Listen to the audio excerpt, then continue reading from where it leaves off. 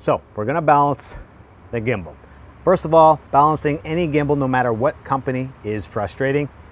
The more you practice it, the better you'll get, and the less frustrated you will get. So I suggested you take this gimbal and you practice it for a bunch, because the last thing you want to do is get on location, have to set it up and be super frustrated because something's happening, but you're going to miss it because you have to balance the gimbal. We've all been there, don't worry. But just practice it ahead of time so you don't have to do that.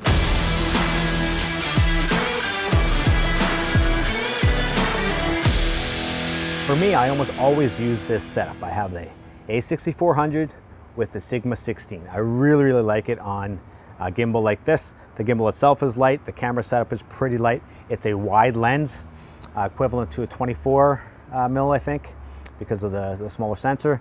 But I really like the look of it, and I can move around and get some really great shots. That lens is fantastic. It goes to f1.4, so lets in a lot of light. It's very sharp, very quick. Anyway, so the first thing I do is I lock all the locks. Nothing's moving. Now, I'm going to adjust this one. I have a quick release on here, so that helps me balance it. And then once the camera's balanced, and if I always use this setup, I don't have to adjust anything. I just put the quick release on and I'm good to go. This one is from Newer, very cheap, and it's always on there. I don't have to move it to another camera. It's always on there. I really suggest you look at doing something like that. Anyways, what we want to do is get the camera to balance this way and to balance this way. It's a little bit off, so I'm going to adjust it just a bit using the other quick release that I have. Now you can kind of eyeball it. Once it looks good, you're good to go. Up here is a little bit tricky. Sometimes you just got to adjust this just slightly so that it'll remain balanced like that, but also balanced like that. If it moves just a little bit, that's okay. It doesn't have to be perfect, but get it as close as you can. Now, that's pretty balanced that way. We're gonna leave that unlocked. We're gonna unlock this one. Now, this one is here. You're trying to balance it so that you're not moving from one side to the next. I find if you just balance it just a bit, you can get it to balance without much movement from side to side. That's pretty good. And again, you have that little screw on the side to lock it down so you're not moving forward and back while you're moving side to side. It's a great feature, but it's also a very frustrating feature. And having this quick release in addition to that makes it a lot easier. All right, so that's pretty good. I always like to check my balance again, make sure it's good like that. I should mention at this point, make sure you have any kind of lens cap or any filter that you have on the camera that you're going to use while you're shooting. Make sure that's on now. Obviously, you're not going to use a lens cap, so make sure you pop that off. If you do balance it with your lens cap, it won't make that much of a difference, but it might make enough of a difference that it doesn't balance properly. And I've done that in the past before, so don't feel too bad if it happens to you. All right, so those two are pretty good. Now we're going to adjust this one. We're going to unlock it. Now our pan feature, simply you just want to move side to side with it. If there's not too much movement, you're okay. I think it's probably pretty good. I'll adjust it just the hair, and I think we're good. All right, so now you're ready to fire up the app. Make sure your app is on the latest firmware, because that is going to cause a problem if it's not. And as they develop the firmwares, they're going to give you a little bit more options. So you want to make sure you have the most recent options, and they're going to get rid of some of the bugs that we know have come into play sometimes with DJI. I'm going to hook it up, turn on your Ronin. You hear that little sound, you know you're good to go. It's going to move everything to the center. You're good to go. I'm going to turn my camera on. I have it hooked up with a cable. This is the Sony, so I have the Sony camera cable hooked up. I'm going to connect to your Ronin.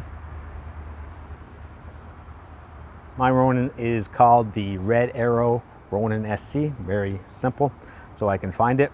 Now we're going to do the balance test.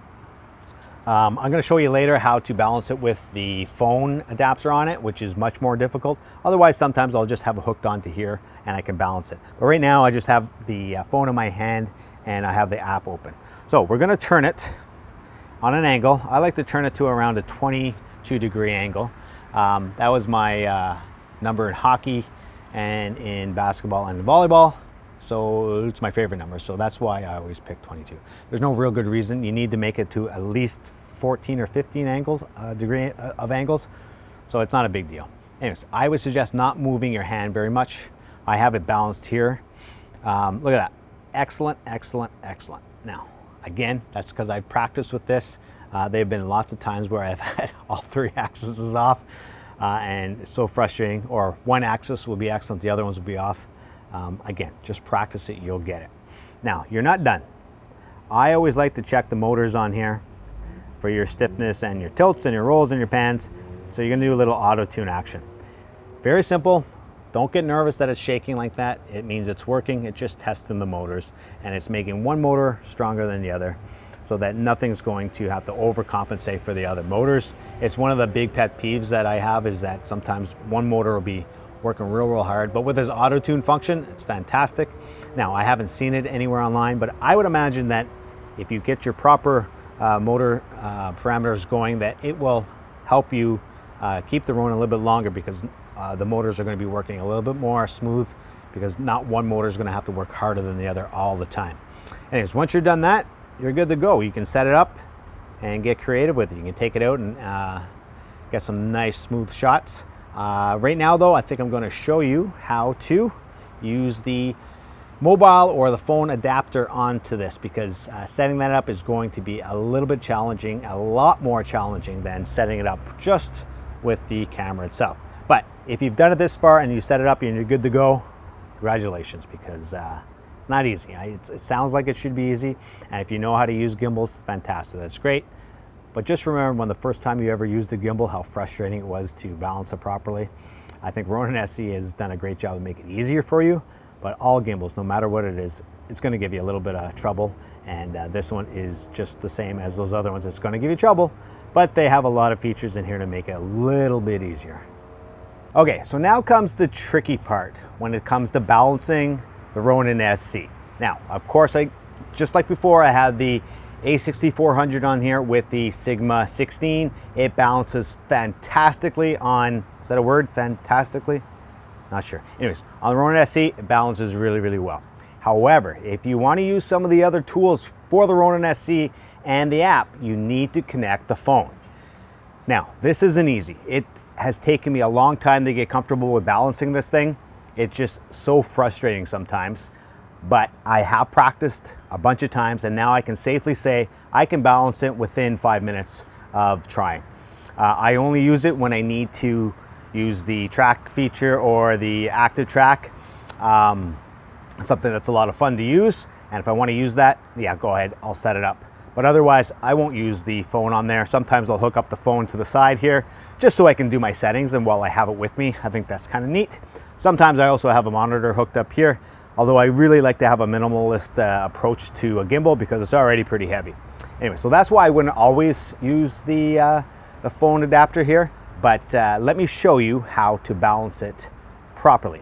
Bear with me. If you do try it, don't get frustrated. Practice it a couple times. You will get it eventually. You just need to practice. And having the balance test on here is great, and having the motors rig it up just the way you need it is a really great feature on this, and it's going to help you, especially with the phone adapter. All right, so here we go. So right now I have almost all the axes locked.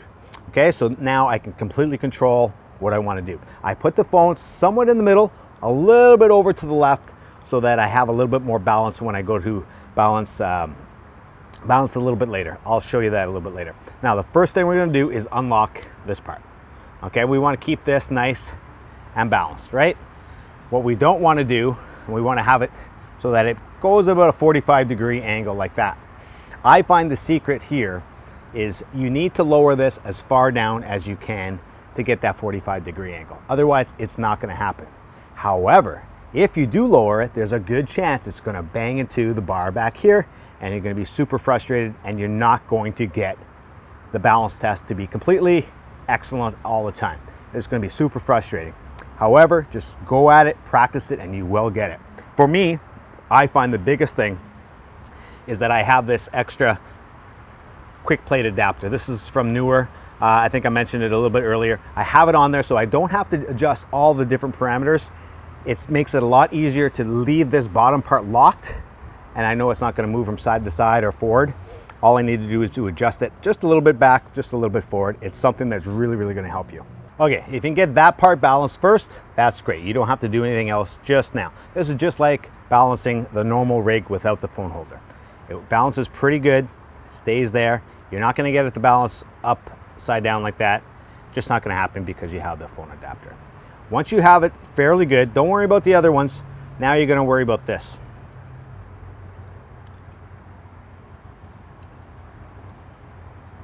Now you want to get that 45-degree angle, or close to it, as close to the 45-degree angle as you can.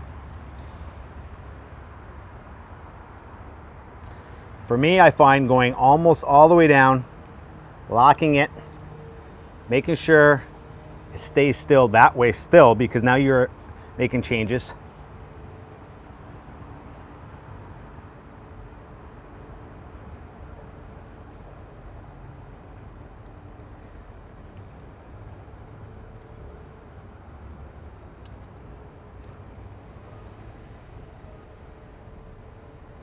There we go. So now it stays on it's pretty close to a 45-degree angle. I wasn't very good in math, so I'm not 100% sure, but it does look like a 45-degree angle to me. So now you know how it's balanced this way, and it's also balanced that way. That's the most important part of balancing this right here. Now, what you want to do now is leave this unlocked. Now you want to balance it this way. The important part here is to get it straight. Now, this is why I told you to put the phone at a little bit on the side like that, because you don't want the phone right in the middle, because it's going to be even harder to balance the axis going this way. I find the best thing to do is make sure your plate is locked and you have that little screw right up to the side. Make your adjustments.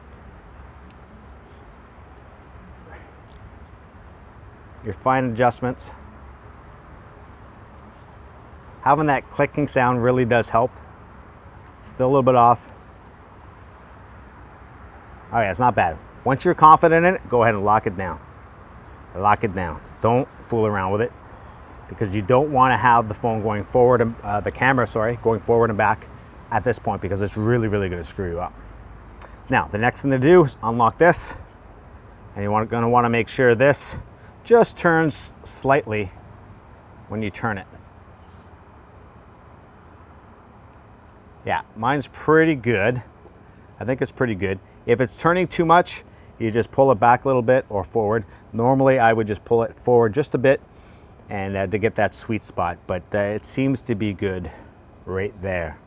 Now, of course, you've set it up, you think you're doing fantastic, and the app is going to tell us whether you did a good job. It's kind of like a test at the end, and we all hate tests, don't we? Right? So let's fire it up and see what it's going to tell us. Okay, now that you have your app set to go, make sure you're on the latest firmware, because that's going to help you, because it'll give you a lot more options than the older firmware. Now, for me, I've already set this up. It's already connected. I have my phone connected. I have my camera connected to the Ronin. Everything's good to go. I'm ready to do my balance test. Okay, so we're going to hit balance test. We're going to turn it to, I don't know, at least 20-degree angle.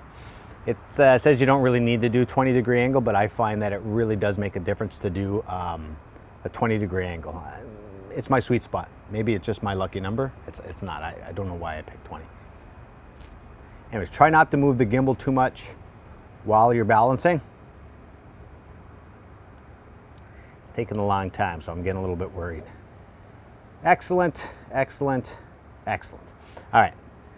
Now, I've done this a bunch of times, so I had a good idea that was going to be excellent. If you did not get excellent on all of them, you got good or need rebalancing, go ahead and rebalance it until you get it. But be patient with it, because it's going to take you a while if it's the first time you're doing it. If you know how to do this and you're banging this off really quickly, good for you. It took me a long time to get to this point, and it was a lot of frustrations, but now I'm pretty happy with it. Okay, so from there, you're all set to go. You're just going to do the motors. You're going to set the motors, and you're going to auto-tune it. This is probably the most important part right here. Sure, your balance is excellent, but you want to get those motors to work at the perfect level, so that one motor is not working harder than the other. It'll help with your gimbal as you go And I haven't seen anything online about it, but I think it's probably going to help your gimbal last a little bit longer if you have those things balanced out properly, so that one motor is not working harder than the other, and everything's going to work properly, your tilt, your roll, and your pan. All right, so I can look at my numbers. They look pretty good. It's a lot different when you have the phone attachment than when you don't. I find that certain motors have to work harder just because you have a little bit heavier balance, and it's a little bit higher, so your balance and your axes are a little bit off. But hey, there you go. You're set up. You're good to go. You can use it as you see fit. For me, I always love setting this up so that I can do the creative mode. When you press the creative mode, you have the active track pro, and you also have the track, which I like to use. So why don't we practice that a little bit? But again, if you get frustrated with this, don't. It's really, really tough to balance this with the phone adapter. But it can be done. You just got to take your time and take your patience with this until you get it. It's fine tuning, which is super frustrating, and that's one of the problems with this. I also shoot with the Osmo Pocket. Turn it on, you're ready to go right off the bat. You really don't have to do anything with the gimbal. But that's such a tiny little camera. This thing is much, much bigger, and your quality is going to be better because you're not using such a tiny sensor on that little camera. You're using a mirrorless camera here, which has a much bigger sensor. Of course, it's not full frame, but it's going to do the job that I want. Let's take a look. Now, one of my favorite modes with this is the track mode. You can set it up so that it almost looks like you have a cameraman with you to get a bunch of different shots. You can set up a whole bunch of different shots, move it, pan, tilt, do whatever you need to do, and it'll do it for you. Now, it can be a little bit confusing, so you really got to be patient with it. First shot, you set it up to where you like. You see your little camera icon, you're going to hit plus. Now you're going to move to your next spot. I don't know if you guys can see that bunny out there. There's a little bunny in our yard. He's been living here for a bit. There, and let's say we want to go up.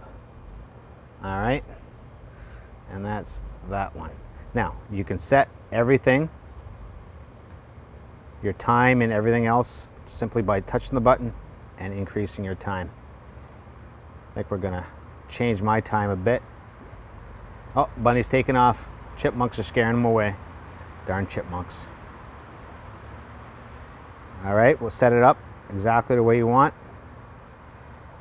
Once you're good to go, you can hit preview, and the preview will show you quickly what it's going to look like.